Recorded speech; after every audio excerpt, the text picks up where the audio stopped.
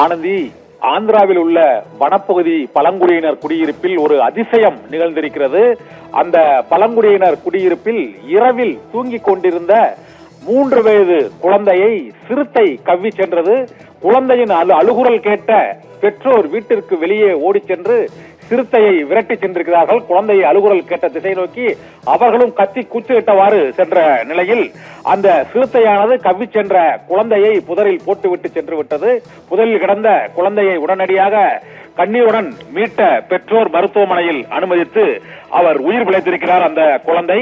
இந்த அதிசயமானது ஆந்திர மாநிலம் ஸ்ரீசைலத்திற்கு 12 கிலோமீட்டர் தொலைவில் உள்ள செஞ்சு பழங்குடியினர் வகிக்கக்கூடிய அந்த பழங்குடியினர் குடியிருப்பில் தான் நிகழ்ந்திருக்கிறது. தமிழகத்திலும் வால்பாறை உள்ளிட்ட பல இடங்களில் இதுபோல குழந்தைகளையும் பெரியோர்களையும் சிறுத்தைகள் தாக்கும் நிகழ்வுகள் நடந்த போதிலும் உயிருடன் அந்த 3 வயது குழந்தை, பெண் குழந்தை அந்த சிறுத்தையின் வாயில் சிக்கி அதன் பின்னர் உயிர் பிழைத்தது.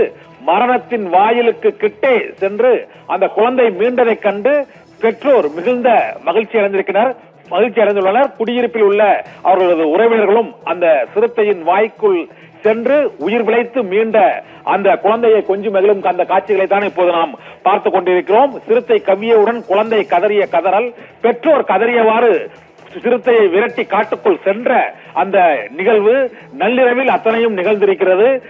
பெற்றோரின் கதறலையும் குழந்தையின் அழுகுரலையும் கேட்ட சிறுத்தை அந்த குழந்தையை காட்டுக்குள்ளேயே விட்டு சென்று காயங்களுடன் பெற்றோர் அதனை மீட்டு மருத்துவமனையில் அனுமதித்து அந்த குழந்தையை மீட்டிருக்கிறார்கள். உயிரை துச்சமாக மதித்து நள்ளிரவில் சிறுத்தையோடு போராடி விரட்டி சென்று குழந்தையை மீட்ட அந்த வீர தந்தையை அந்த குடியிருப்பில் உள்ள அனைத்து பழங்குடி மக்களும், மருத்துவர்களும், காவல்துறையினரும், வனத்துறையினரும் பாராட்டி வருகின்றனர். ஆனந்தி.